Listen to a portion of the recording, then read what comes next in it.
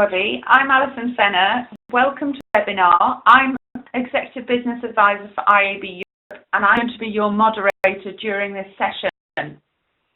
So the Programmatic Buy-Side webinar is the second in our series of webinars which aim to provide key considerations for those wishing to develop their programmatic strategy.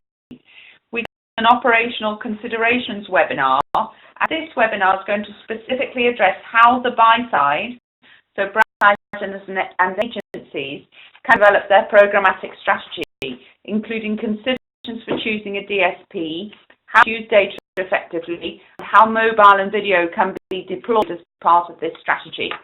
And we're going to hear firsthand from an advertiser that's already developed their strategy. Take about 50 minutes, 40 minutes for presentations and a 10-minute Q&A.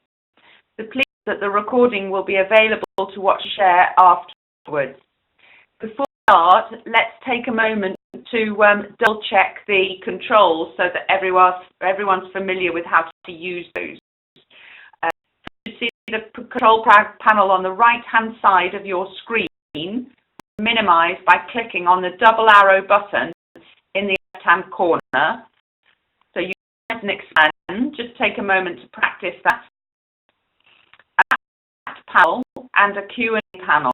So submit any technical queries to the IAB Europe team in the chat panel and respond to those.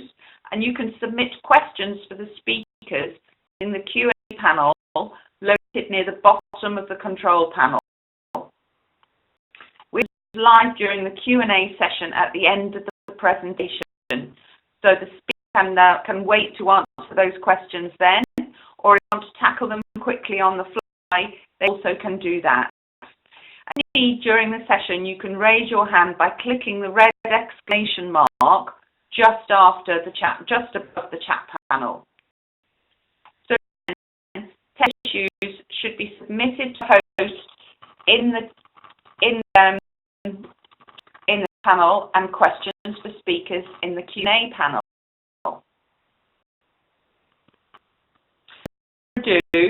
Let's kick off and start today's webinar.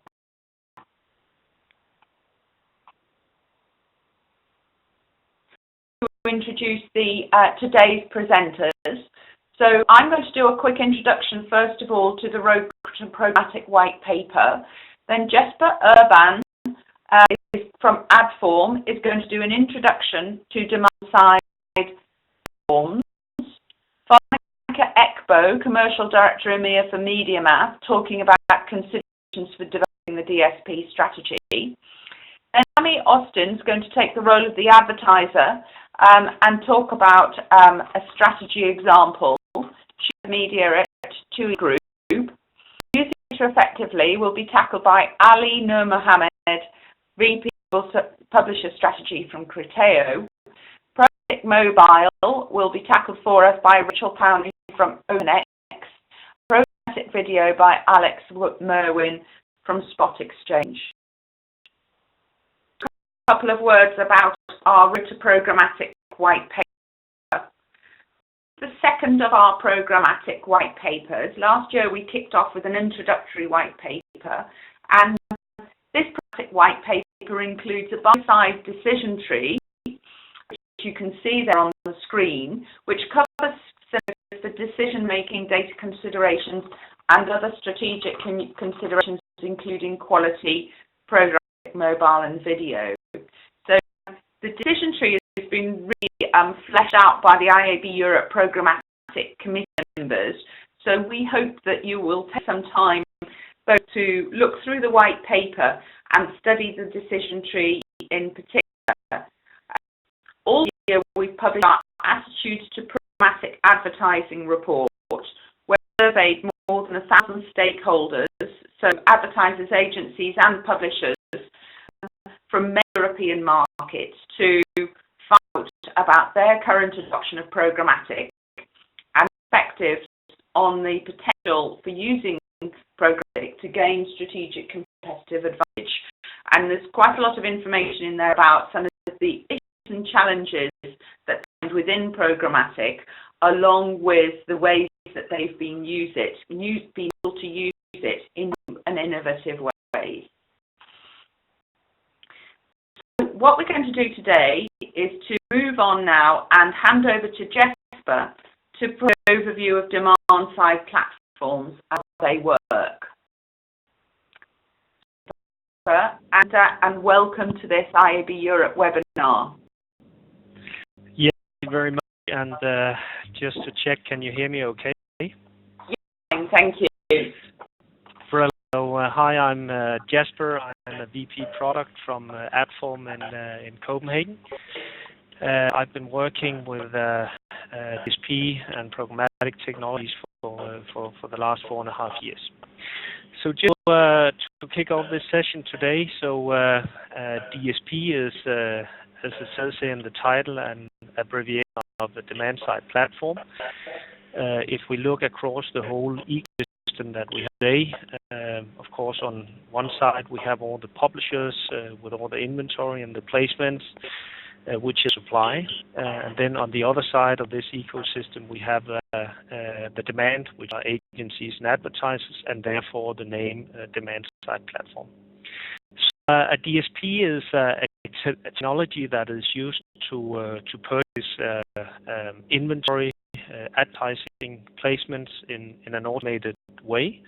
It allows advertisers and agencies to basically manage their online media campaigns by using buying in an auction-based way, and that essentially allows agencies to buy using this system: play, mobile, video, social, and native is also sort of one of inventory types that is sort of progressed at this point, and buying all this inventory can be done using audience data across all these inventory types, basically in a centralized management platform. So all knows there's been a lot of innovation in the market for a number of years now, and DSP system has also, and the ecosystem has also evolved quite a lot. So while many of the DSPs as trading solution or marketing operating system, the feature set is becoming much broader than just a buying platform. So many DSPs that are existing today are not only used to purchase advertising inventory, but they're also providing features like ad serving, tracking, optimization of campaigns, advanced analysis tools, analytics, in order to generate and provide details, insights about the buying.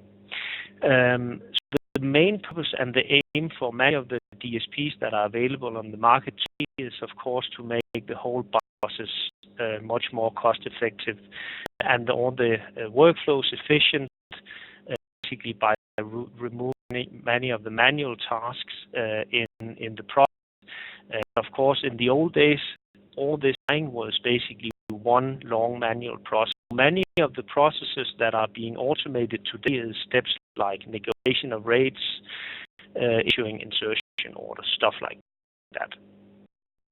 We basically work by taking into account audience data. So, for example, cookie pools, matching those audience data and cookie pool with the relevant inventory from many of the available publishers, and then end of the day serving ads that are highly targeted to consumers at the right time, at the right and with the right creative. Two of the core functionalities in the DSP is obviously targeting and optimization. So many of the companies in this space are using algorithms to basically calculate the right value of a given impression. So does the DSP work? Well, basically everything starts from the website, from the publisher end. So when a user is visiting the website, there is a signal sent with an impression to a marketplace. This marketplace is called an ad exchange. So an ad exchange is basically a big pool of ad impressions. So imagine that many publishers and websites are sending all their impressions into this big pool. And that means that publishers are basically releasing all their inventory into this pool, which is then available for a number of buying systems, in this case DSPs, of course, to buy this information or this inventory. The DSPs, and that is a core functionality of the DSP, is obviously to decide which of all these impressions is valuable to buy. So all into account in this decision in order to buy, and what price to buy for is information such as location, time of day, device type, position, and of course a lot of information about the user browsing behavior. Price changes is another key element to our ecosystem. So private exchanges is in many often used by publishers to basically control a certain part of the inventory to enable a number of given or predefined buyers to buy that inventory. So that is often advertisers, agencies, and suppliers. The name for private exchanges is private places, and in general, the whole product and impression is determined in a real auction. And everything is in real time. So the challenge of our space challenge is that every impression is calculated in terms of value, and everything has to happen in a very short time. That's all from my side. Hi, my name is Janneke Expo, and I'm a commercial director at MediaMask. Can you hear me okay? Yes, loud and clear. Thank you, and thanks, Jesper. I'm going to talk a bit about considerations for developing a DSP strategy. Other companies choose to partner with just one DSP. Some use more than one DSP for the same campaign. The DSP approach offers a shorter learning curve and operational efficiencies, but it may not offer the full functionality of working with several specialists where each is trying to do one thing really well, like mobile or video buying. The approach is used, it's important to ensure that you don't create competition between them in bidding for media, or the algorithms may end up bidding against each other for the same audience, which would cost the campaign to drive its own intention. There are specialist DSPs within the ecosystem. They operate across all channels, such as display, mobile, and video, whereas specialists tend to focus on one channel, for example, mobile or video. Extremely fast over the last 2 years and has spawned specialist mobile DSPs. Purely with mobile in mind, and often have more comprehensive access to inventory and reporting capabilities that address the challenges of tracking performance on mobile devices. Technologies offer precise and brand-safe targeting alongside guaranteed video views, audience and site selection, and even data-driven segmenting. A key differentiator among DSPs in the video sector. Would you go back to me, please? Thank you. So key things to consider when you're choosing a DSP. First, focus and strategic alignment. One thing to consider is how the DSP makes money. It's a crowded space, and there are many business models out there.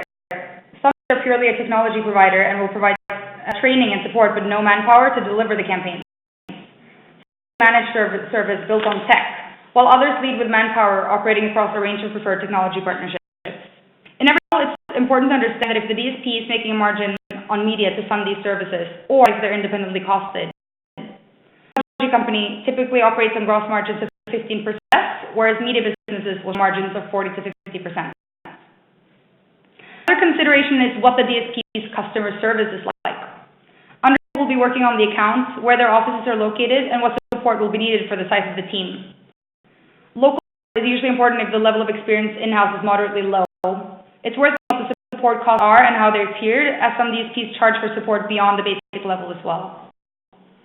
I'm confident that the chosen provider has the right cultural fit with their company and will invest time in making the relationship work. One thing you need to consider is technology capabilities.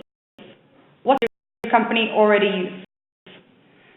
Providers such as ad server, data management platform, brand safety tools, etc., that are already used as part of your company's marketing activities then the company should avoid changing everything at once. Instead, consider what technologies they already work with and plan on working with, and understand the integrations in place with each of the DSPs being considered. When rolling out new platforms is finding out that the chosen technology provider cannot work in a sustainable or manageable way with the current partners. Important questions to ask are, what unique functionality does each DSP have that is relevant to the advertiser campaign requirements? What strategy moving forward? So consider if the answer is actually important to the objectives. Roadmap is something that should be weighed up when entering into a DSP partnership, as it will provide visibility on what may be available in the short to medium term.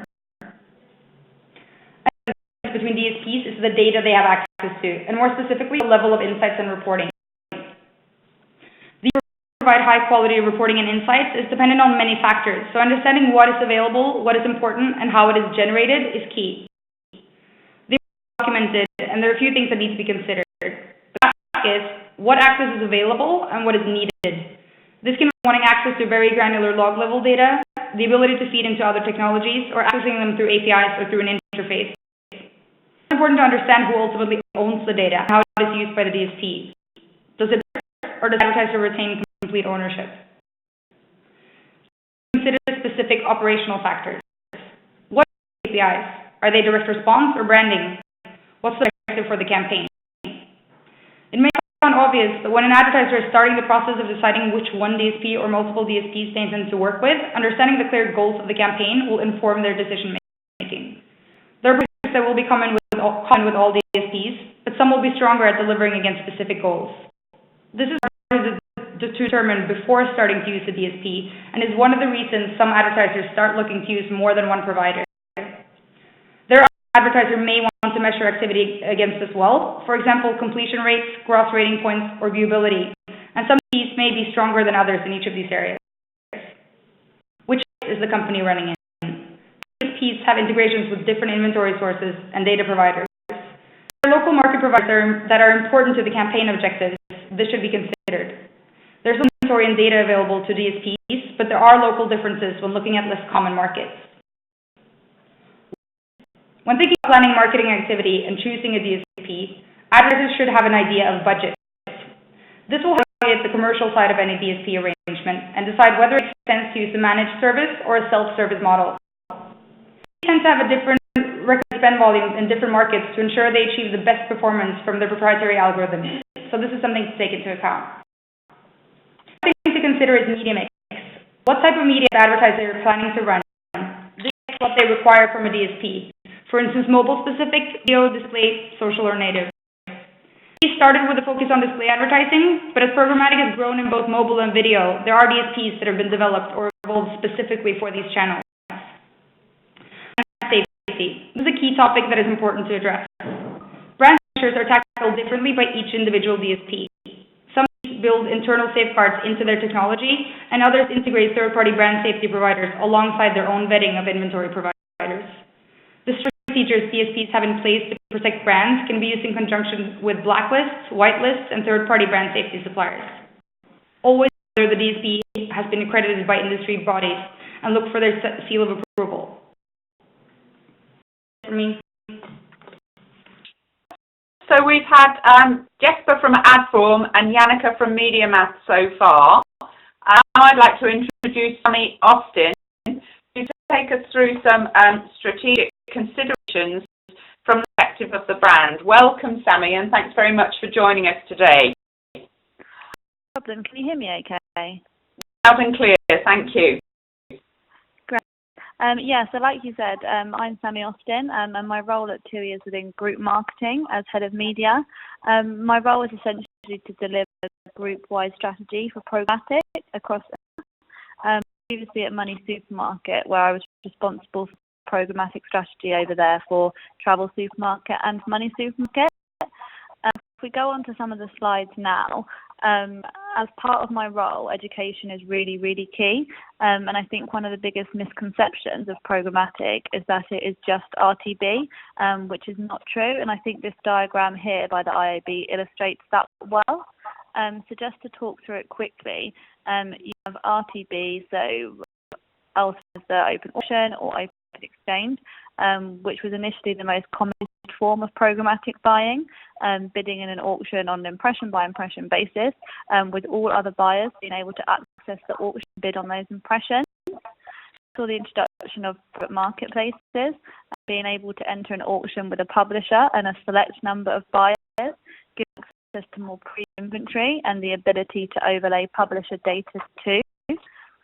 Advance even further to first right of refusal or preferred deals, where the price is fixed. There is a one-to-one relationship with a publisher. As a buyer, you get a first look at impressions. If you decide you don't want those impressions, then you don't have to bid on them, and the impressions enter the private marketplace or open auction to others. Recently, we have seen automated guaranteed, which is actually your direct buys that you currently run with a publisher, being automated and accessible in one single platform, alongside your private marketplaces, your preferred deals, and your open exchange buying. So then on to the next slide. This is what I view as all of the successful components of a programmatic strategy. For us at TUI, what best practice looks like. This is essentially where there is commonality of approach for a group-wide strategy across programmatic. So if I just talk through each one in a bit more detail. So the first one is measurement, and that should really sit at the heart of everything we do. So Programmatic is a channel that is notoriously hard to measure and can be measured using a last click measurement model or in other options beyond last click, for example, algorithmic attribution solutions such as Odometry and Visual IQ. So then I look at some of the other components of a successful programmatic strategy. A full funnel approach to programmatic, so a massive opportunity for both brand and DR and programmatic. There are various types of strategies that you can do at each stage of the purchase cycle, from automated guaranteed that I just spoke through on a previous slide and retargeting right at the bottom of the funnel. Look also at data as one of the core components of a successful programmatic strategy. Data is hugely important, and we have access to so many data sets that we can use in programmatic, whether it's first-party data, both online and offline data sets, second-party data, third-party audience data, such as demographic and intent data, and third-party data, such as and TV sync. Creative optimization as the success component. Dynamic creative optimization, various data sets to update creative in real time and show customers more relevant creative. It can be so much more powerful than generic creative. So we can draw on some of the data sets that I just previously highlighted before. So it's another core component. It's about understanding that programmatic is not just about display, but it's about mobile, video, TV, radio, outdoor, etc. too. And there's so much more opportunity to automate me buying outside of display. Create a core component of a successful strategy, and it's important that we do creative formats outside of the standard IAB formats, which allow us greater interactivity and engagement, keeping your brand at the front of mind for consumers. And insight control and transparency. So these are all key areas that I see more and more advertisers striving towards every day, making getting as much transparency and insight that we can and maintaining control over our own data. Brand fraud and viewability are other core components. And brand safety is relatively sophisticated in its maturity, with a number of tech partners that stop us hearing against brand detrimental content. Fraud and viewability are still in infancy, and a number of challenges and limitations, but it's important to consider this as part of your overall programmatic strategy. So if we look at cross-device as another core component, this is important not just from a reporting perspective, but also from a targeting perspective as well. So for reporting, how can we deliver an accurate attribution solution without understanding how consumers are behaving cross-device? And from a targeting perspective, can we efficiently frequency cap and deliver sequential messaging if we don't understand how consumers are behaving cross-device? The issue at the moment, though, is that a number of different partners are offering cross-device solutions with warnings, so this is a challenge that we need to overcome. Thirdly, optimization is another core component of a successful programmatic strategy, and how we can best optimize our programmatic campaigns to ensure that we are continually improving performance. So this is essentially what best practice looks like, and it's essentially all of the kind of core components of a successful product strategy. That's an interesting way of presenting things, and obviously a fantastic tick list for people to go through when thinking about their own strategies. So thanks for that, and hopefully we'll be able to get some questions to you in the Q&A at the end. Yeah, that sounds great. Super. So now we're going to move on to Ali, who is VP of Global Publishing Strategy at Criteo, and going to talk about using data effectively. Welcome, Ali. Thank you. Can you hear me okay? Absolutely fine, thank you. Good. Thank you. So, as you said, my name is Ali Nur Mohammed. I look after the buyer strategy globally for Criteo. And I'll speak a little bit to you about how advertisers can use data effectively. Investment platforms hold a wealth of knowledge about prospects and consumers. These can be used to tailor tailor the audience, and one that engages an audience precisely because it is relevant and useful. To run with smart audience segments, meaning target consumers with information that are more likely to engage them. And to engage means likely to convert. Their audiences are in the consumer life cycle, and what to say to them, through which channel and when. Advertisers can make data-driven decisions about exactly where to place those ads, optimizing the allocation of their spend. For network advertiser might want to reach its opted-in subscribers with a renewal message across multiple channels. A DSP can help segment these renewal customers on how long they've been with the carrier. Or DMP can enable you to access second and party data to help promote smartphones to a relevant audience, such as others. And video and online video, a DMP can also be used to optimize websites for individual users. So dynamic with content that's tailored to what a centralized database knows about returning and new customers.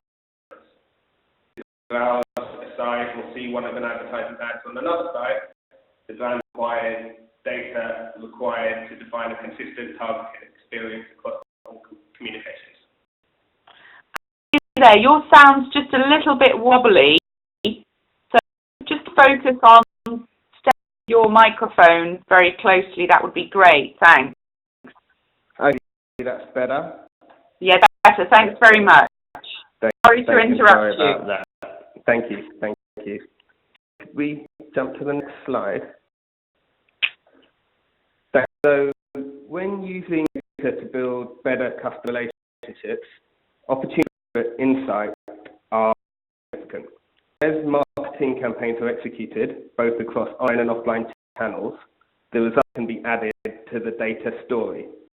So each campaign will add some substance to the story and instructions for the next effort, creating a spiral of better and better performance. Even poor or underperforming messages can provide for future campaigns. As data-driven marketing efforts mature, marketers need to make sure to this data story and its associated costs. So when an advertiser executes a lookalike campaign, which is finding a new audience that fits the profile of good consumers, the data management platform can report the data costs as a percentage of the cost per impression. Advertiser to see which third-party providers are delivering the most value. They can optimize their campaign by culling the providers that are not performing well. You know the ROI or return of investment of the whole campaign, as well as ROI of each of the small in the campaign. Some results may care, like a data provider that yielded a lot of impressions, but a low return on investment. This is used to create better performing audiences for the next campaign.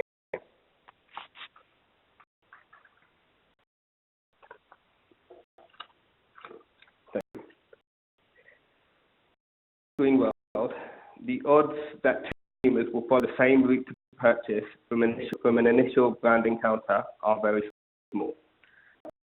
Even as communication pathways have grown more sophisticated, the consumer hasn't really changed that much. Consumers through 4 key stages: brand awareness, consideration, intent, and assuming as well conversion. How along the consumer journey functions, using the appropriate programmatic tactics and to reach desired audiences at each stage, a marketer is better equipped than to deliver optimal results. So those 4 stages, and starting with awareness, at which the advertiser's primary goals might include introducing audiences to the brand, increasing or finding prospective customers with some purchase intent. Brand awareness campaigns, for most brand awareness campaigns, the audience will be quite large. With the high quality inventory, new ways to protect the brand, and the technology to optimize campaigns towards specific goals, RTB or real-time bidding has become an efficient way to engage consumers through this initial awareness stage, provide access to the reach and scale needed to drive awareness. Consideration. Now, audience segments with broader branding tactics using the awareness stage can help increase consumer consideration. Content predictive and behavioral targeting can be used to enhance the audience segments. By signaling interest in a brand with signs or other advanced actions, prospects can be categorized in the intent stage. The goal of this stage is to turn interest in a brand into a desire to purchase. A combination of retargeting or behavioral targeting can be used. And then conversion. This is the most important stage. Once a page, it's still important to appropriately target and message that user or not, and real-time bidding will allow you to do that. Really good points on understanding how to use Programmatic through the purchase funnel there. And now we're going to turn to mobile, and it's my pleasure to introduce Rachel, Marketing Director EMEA for OpenX. Welcome, Rachel. Hi, can you hear me okay? That's super, thank you, very clear. Fantastic. Hello everyone, my name is Rachel Pally and I'm the Marketing Director for OpenX. I'm going to talk to you today about Programmatic Mobile. Advertising has several unique capabilities that lend themselves well to reaching and engaging with relevant audiences, advertisers to achieve their objectives. Increasingly, challenges around the difficulties in executing campaigns at scale with appropriate tracking are viewed as being surmountable, and that can be achieved makes mobile an unmissable opportunity for many advertisers wanting to engage with their target audiences. Considerations for marketers to reach and engage audience in the increasing mobile world. First, audience profiling.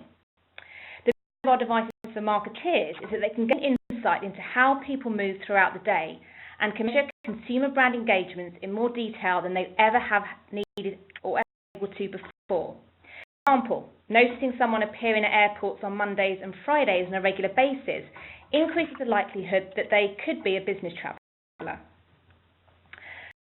Come loaded with capabilities that enable much more involved experiences.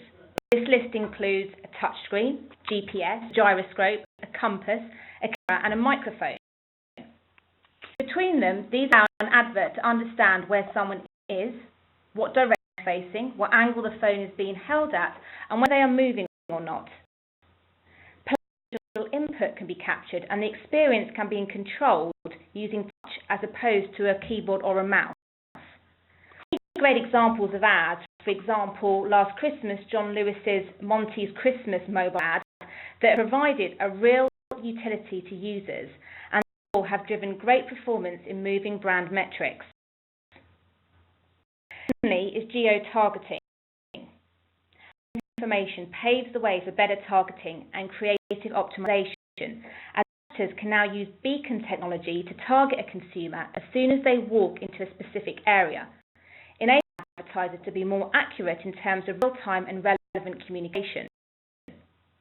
This is particularly powerful at driving footfall and can be enhanced with incentives such as vouchers or discounts. This is about since the early days of WAP phones, but it's now surprisingly easy to deliver and is very effective.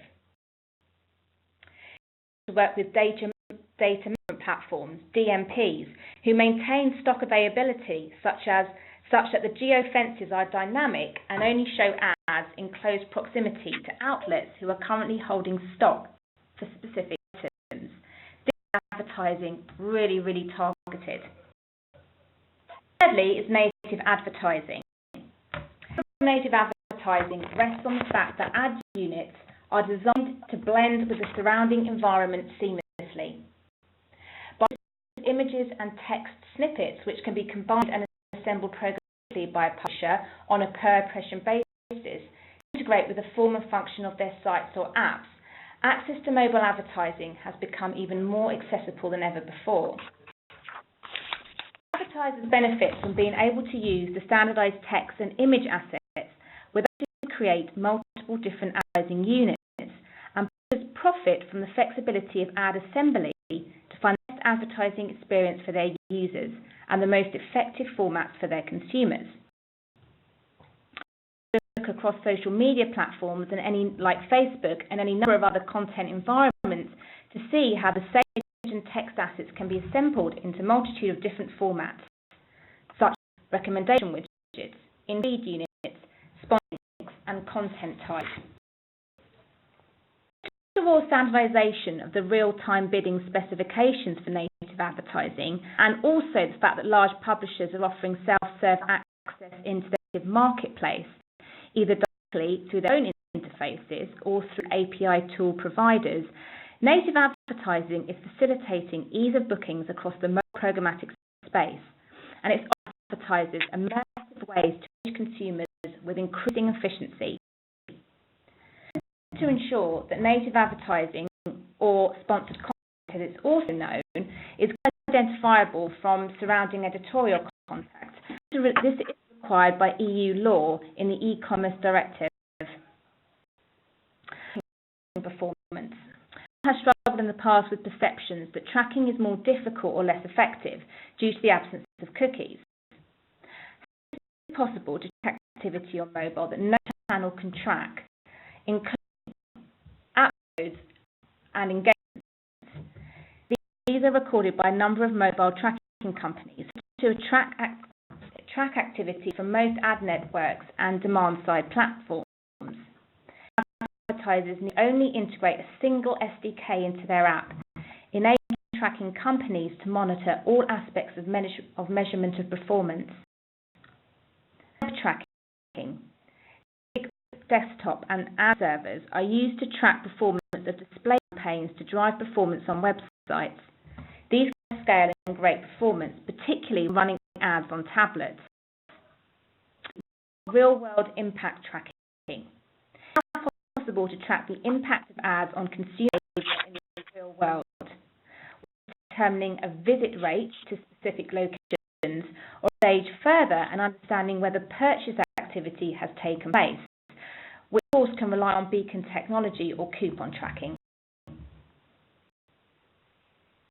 Well, there's some really useful considerations there for implementing mobile in a programmatic strategy. So now we're going to move on lastly to video with Alex Merwin, who's VP of Programmatic from SpotX. Welcome, Alex. Thank you. Can you hear me okay? Yeah, super, thanks. Wonderful. Go to the first slide, and thank you very much for inviting us to join you today for the webinar. The majority of advertising investment that occurs is usually applied to complete branding objectives. And brands have always loved the sight, sound, and motion of TV for conveying information about their brands to prospective customers. The challenge has been creating a similar type of immersive and emotionally driven ad experience in digital. And so we've seen online video become a very natural digital extension to TV planning and marketing.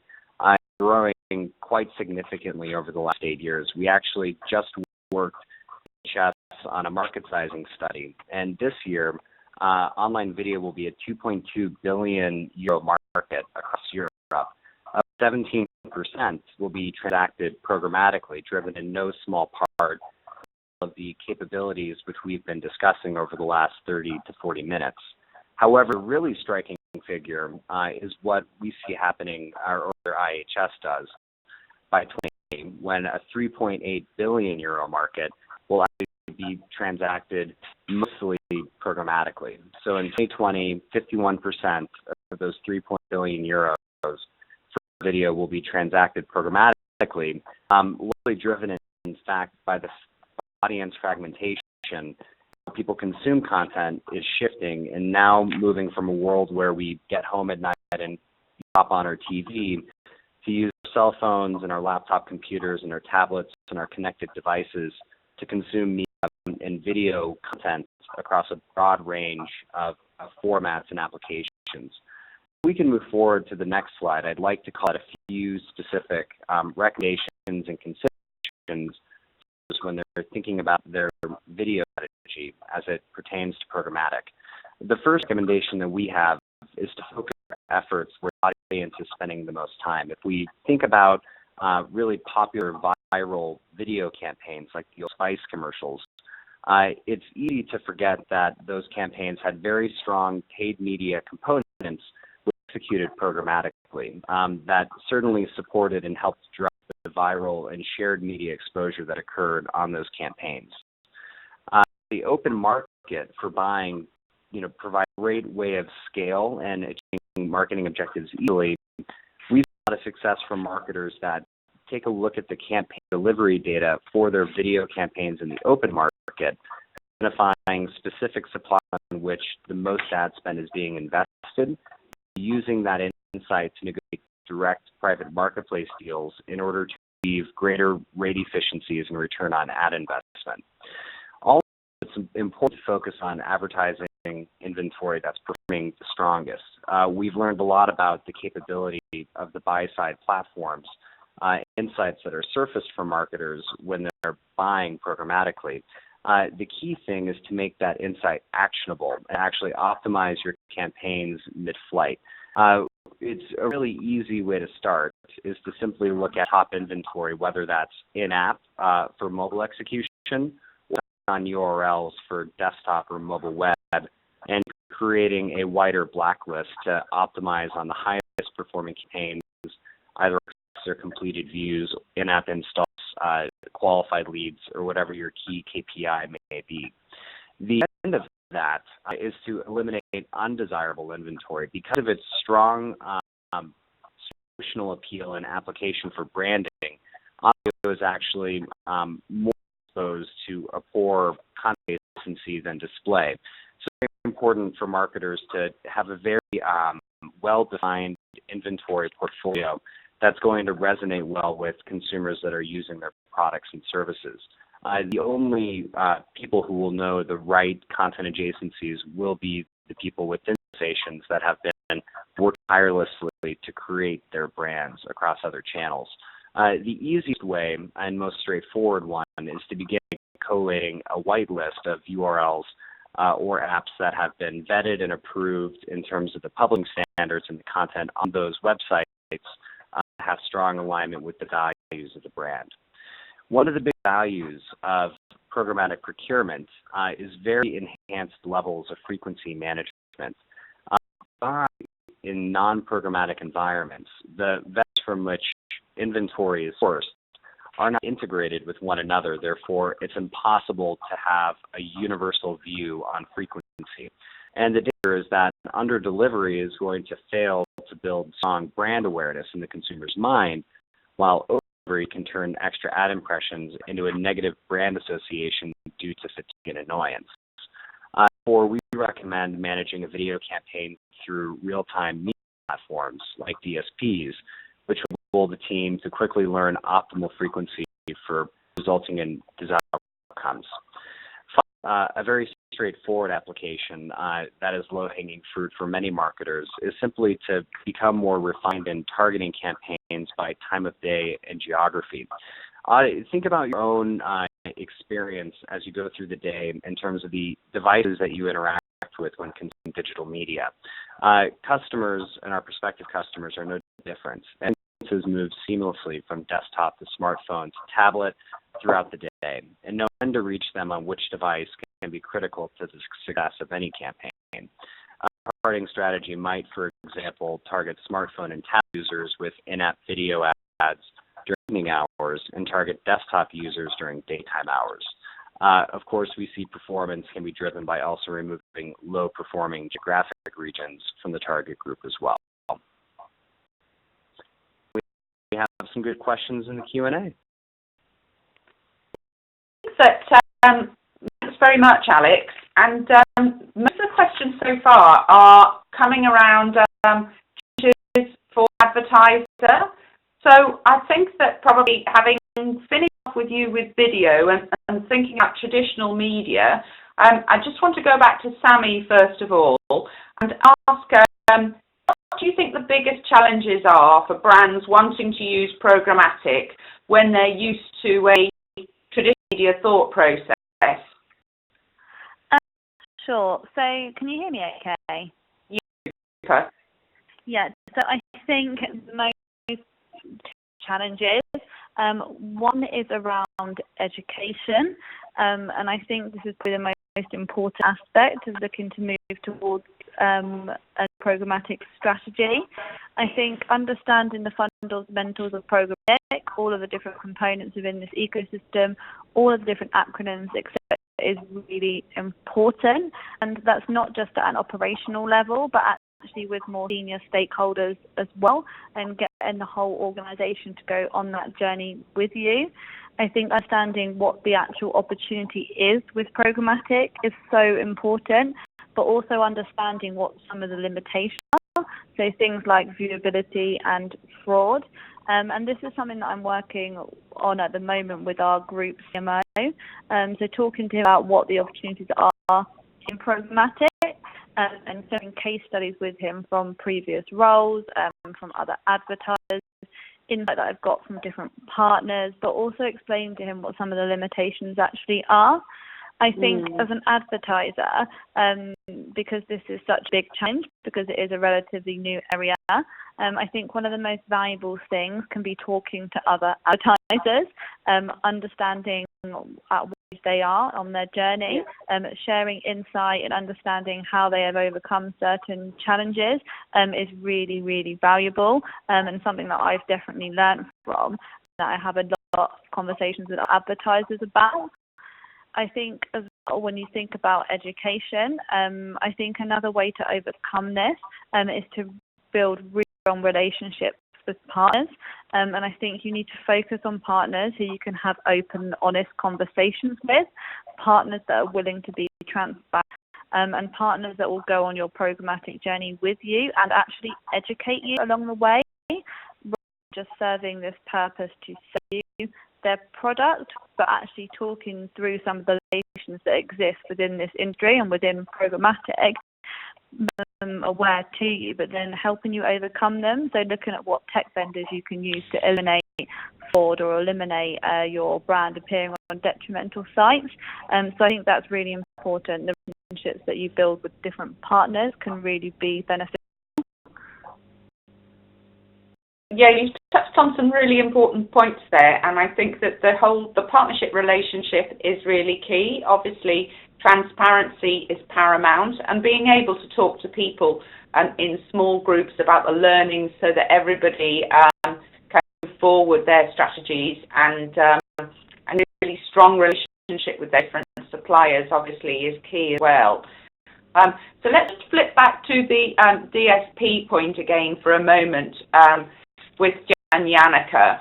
I just wanted to ask you two, perhaps Jesper can go first, how you think, how you see DSPs evolving within this, within programmatic landscape? Do you just checking you still hear me, right? Yeah. thanks. We've got Perfect. everybody off mute now, so other speakers can jump in if they want to. Good.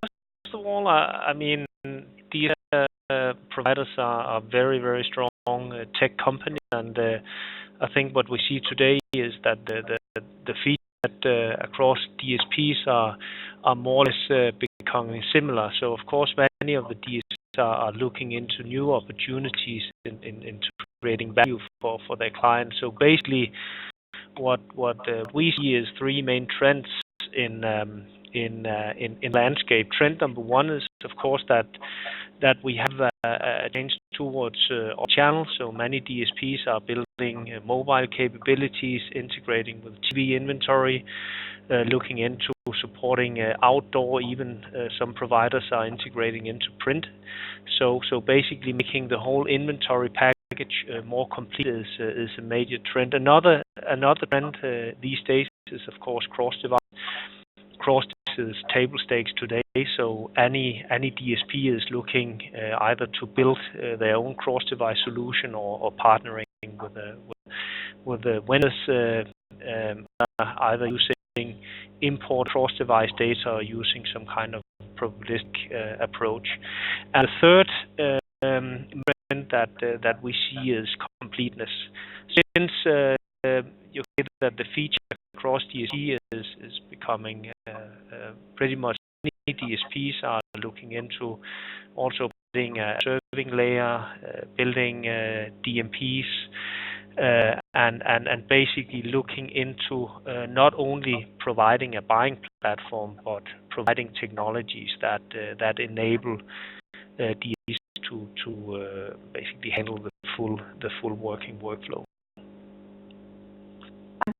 Yannick, I wonder, do you want to add something to that? I mean, we've heard Sami talk about what's important in the relationship with partners, and in the context of what Jesper's just said about how the area is evolving so quickly, would you comment about what's the implication of that when people come to choose a DSP? I think, just as Jesper mentioned, it can be a bit of a crowded and quickly evolving landscape. So I think it's important, as you go forward and proceed to choose the DSP, you need to sort of take a step down and break down the requirements that you have into different categories, kind of similar to the considerations that I went through earlier in the presentation. And then distinguish between what features that are the musts and the wants and the nice to haves, or the irrelevant features to meet the specific advertiser's goal and criteria. And once they've done that, they can put together some sort of a scorecard, features and attributes that they can utilize when they research and compare DSPs, or even send them directly to the DSPs before they set up a meeting. So ultimately, most advertisers are going to feel that they need to actually test the DSP technology to gauge its capabilities and fit. But some sort of a scorecard, we find, is a really good way to just ensure that you've done your due diligence, so confident that the tech that you choose to move forward with fits with your overall strategy. Thank you. Coming back to Rachel and mobile, Rachel, you want to give us a final word on execution of mobile display campaigns, or indeed cross-media? Do you think it's becoming a lot easier now for advertisers that are new to mobile?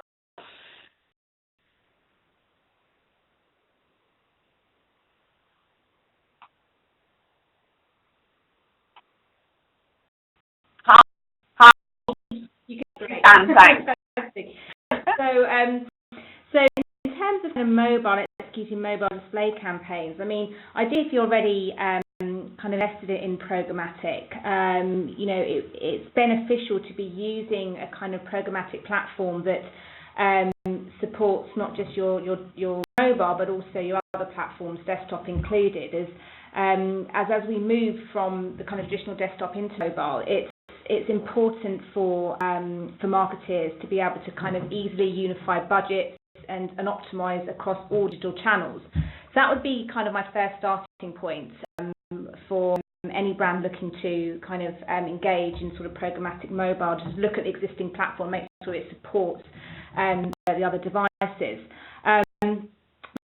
aspects of mobile programmatic buying which really distinguishes it from more generic, I guess, kind of desktop programmatic buying. And some key things to consider when going into mobile is data being a big part of it, what creative that you use, ensuring that you can measure the results and the campaigns effectively, and also sort of viewability, which is apparent across desktop and mobile.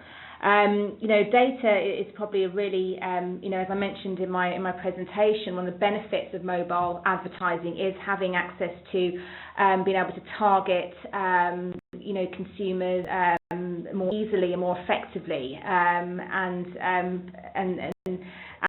data is a huge part of you being able to do this. So having access to kind of first-party data is imperishable, and it's really kind of ensuring that your programmatic platform allows you to easily integrate first and third-party data in order to make those insightful decisions on how you're going to go about targeting. And also finding out reporting capabilities, incredibly important when it comes to mobile programmatic as well. You're able to target consumers in real time, location based with messages.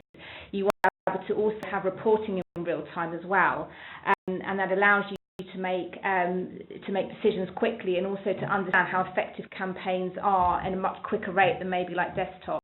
Okay, Rachel, I'm conscious that we've run over time a little bit, but I just want to make sure that we get these questions addressed. And I think the content today has been really interesting, and obviously there's plenty of material that people can go through afterwards on our website and referenced in the different publications that IAB Europe's done recently. So just coming back to Alex and video, we talked a lot about brand building today, and so the transition from traditional media to digital and indeed into programmatic. So just in a nutshell, could you just give us a few more words about the potential for building brands at scale with programmatic video? No, I would love to. There's two things that we didn't really touch on specifically in the presentation, but I think they're very important for marketers to think about. Okay. The first is the duration of campaign planning life cycles in traditional media. Created habits with undercapitalized on the programmatic opportunity. And what I mean by that is when we run TV schedules, and depending on the market, we may be delayed weeks or even months in terms of getting feedback from the panels on what kind of audience demographics we reached, and we compare that to the literal real-time feedback that we receive from digital video platforms. It kind of calls into question the whole practice of marketing on quarterly or even monthly marketing schedules. And so I would encourage everybody to, challenge their norm for campaign planning, and it's possible that you may invest a little bit less in the planning and strategy, because you're going to be able to get faster feedback when campaigns launch in terms of success and the audiences you're reaching, so that the process of launching a campaign will go down. Therefore, you may be able to test multiple concepts, of course, depending on your creative production costs. The second is to become best friends and very closely aligned with the CTO in your organization. I've seen at different levels of success in terms of innovating and acting within their broader organizations for the use in marketing and in the use of acquiring customers and enhancing the relationships with existing customers. And relationship with technology internally within the client side may have been focused more in terms of the website or e-commerce 3 to 5 years ago. Now, point of sale data, distribution channel data, sales channel data is all insight that can be used in the process of procuring media and investing marketing dollars. If you look at digital-first organizations like Netflix, who have full-time internal teams that leverage the viewership data on Netflix platform to really adjust the target audience profiles on a day-by-day or week-by-week basis, it's interesting to kind of imagine what that would look like when applied to financial services or retail or fast-moving consumer packaged goods or other major spenders in digital video. So those would be my two parting thoughts. Okay. And last, I'd just like to go back to Ali, because I think that the questions around data are really key for anybody in the digital ecosystem at the moment. And there are questions being raised about the use of data, what's appropriate and what's not appropriate. So having some final thoughts from you on how you think the use of data will evolve as the uptake of programmatic increases, I think would give us a good thought for today. So would you like to finish off on that, Ali? Can you hear me? Yes. Thanks. So I think there's two thoughts I would have around that, or two things to keep in mind. Using data responsibly and respecting the consumer. So, what I mean by that is, as data becomes more useful and more relevant, making sure we're communicating as an advertiser, the advertiser community is communicating with the end customer, to make sure people understand why they're seeing what they're seeing and being very transparent about the data they use in many different forms. So I think using data responsibly is a thing. And once we've covered that, my experience at Kyo, which is very heavily uses data, is the more you have, the more exponentially it becomes. So the more data points you have around someone, the more you can combine, the more learn, and the more it can kind of have a effect to really benefit more. So that's making more data available, making sure you're using it in the way, but responsibly is what I think is important. Okay, thanks very much. So I'd just like to thank all of today's presenters.